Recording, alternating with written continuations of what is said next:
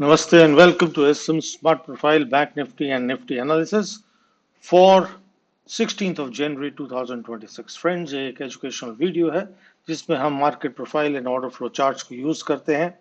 हम probable areas पता लगाते हैं जहां पे एब्जॉर्प्शन, एग्जॉशन, ट्रैप्स एक्सेट्रा बनते हैं। हम ऑर्डर फ्लो को कंबाइन करते हैं मार्केट प्रोफाइल के साथ for a better view and for a better analysis. Friends, हम सभी रजिस्टर्ड नहीं है। We do not give any type of trading advice and tips. Please view this video only for educational purposes. हमारा एक Telegram channel भी है जिसका link हमने नीचे दिया हुआ है। Please join the Telegram channel. उस टेलीग्राम चैनल को ज्वाइन करके क्वेश्चन एंड आंसर का चैनल है, उसको ज्वाइन करेंगे तो there will be a lot of learnings and a lot of questions that you can ask about market profile and order flow. हमको वहां पे ऑर्डर फ्लो और मार्केट प्रोफाइल की एनालिसिस देते हैं और कभी कभी लाइव भी आके एक एजुकेशनल पर्पस के लिए आपको सिचुएशन लाइव की दिखाते हैं। ये बताना जरूरी है दोबारा से कि हम किसी भी टाइप की ट्रेडिंग एडवाइस या ट्रेडिंग टिप्स नहीं देते हैं। Now having said that friends, हम आते हैं 14th ऑफ दिसंबर के स्ट्रक्चर पे and let us find out what the structural context कि ये स्ट्रक्चर हमें क्या कह रहा है। Before analyzing, let me split this. Now we must understand what this chart is telling us. ये charts बोलते हैं तो ये क्या बोल रहे हैं ये हम पढ़ने की कोशिश करते हैं। सबसे पहले हम स्ट्रक्चर का कॉन्टेक्स्ट, स्ट्रक्चरल कॉन्टेक्स्ट देखते हैं। हमारा ओपन कहाँ हुआ? हमारा ओपन एक बैलेंस्ड ओपन हुआ, प्रीवियस डे की रेंज में हुआ, अपवर्ड टेस्ट हुआ, प्रीवियस डे वॉल्यूम पीओसी से एक रिजेक्शन आई और हमें एक्सेप्टेंस मिली below the volume POC of the previous day. हमारा उससे पहले का दिन जो प्रीवियस डे था उसका रोटेशन फैक्टर जो था वो नेगेटिव था।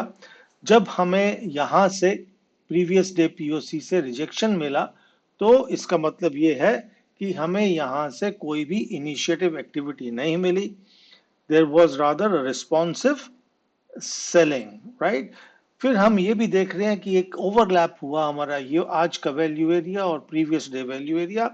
तो दैट मींस मार्केट जो है लोअर बैलेंसिंग में है, ट्रेंडिंग नहीं है। वॉल्यूम पीओसी हमारा फॉर्मेशन कहाँ हुआ है? वॉल्यूम पीओसी का मेरा फॉर्मेशन यहाँ हुआ है, this area which I have marked, और मेरी क्लोजिंग भी यहाँ पे हुई है।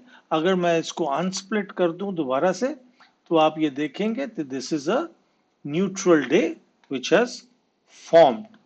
और जब मार्केट जो है वो वॉल्यूम पीओसी पे बंद होता है तो इसका क्या मतलब होता है? इसका मतलब ये है कि नाइदर तो sellers have influence and neither the buyers have been able to dominate. Rather जब मार्केट जो है वॉल्यूम पीओसी पे क्लोज हो गया तो this reflects an agreement, this does not reflect dominance. मतलब कि नाइदर तो सेलर्स का डोमिनेंस था और नाइदर buyers का dominance था। But yes, since it closed at the lower end of the POC, तो sellers का मैं कह सकता हूं कि yes, they had a better influence. Sellers active थे but they were not confident to force discovery lower. हम नीचे नहीं जा गए जहां तक कि हम यहां तक जाके पुअर लो जो है रिपेयर कर सकते थे।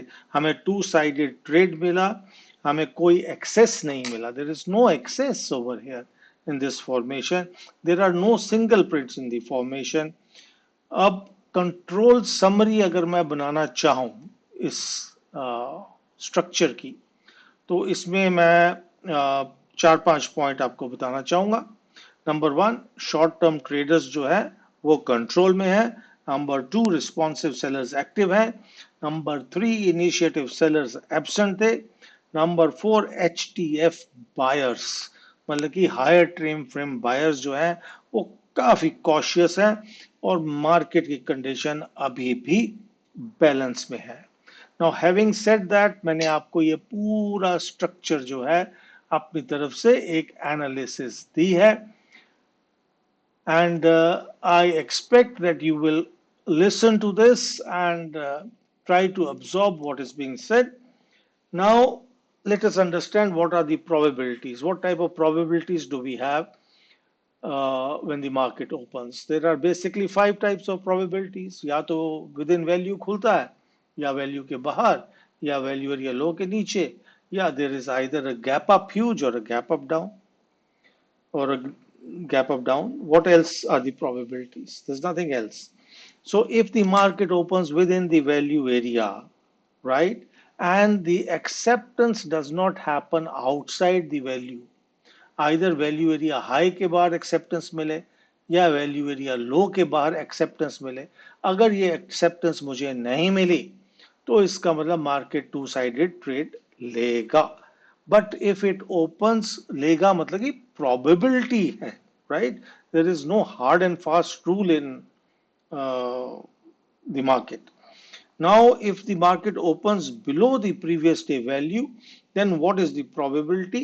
The probability of an initiative selling will come only if there is acceptance below the previous day value area low. इस वैल्यू एरिया लो के नीचे मुझे एक्सेप्टेंस चाहिए, तभी जो है मार्केट जो है नीचे को आएगा. Now if the market opens above the value area high and we get acceptance above the value area high, then we may see a higher value migrate higher. Otherwise, the probability is less. Now, what happens when there is a gap up or a big gap down? If there is a gap up, then we have to see, if the where the price is being accepted, and accordingly take decisions. And if there is a gap down, big gap down, we again have to wait for the price to be accepted, right? Acceptance and rejection, to check that it is a must. And for doing that, we have the order flow charts. I have explained to you in my previous videos that you should mark the uh, L period, that is 30 minutes candle up and down, and see how the price is reacting over there.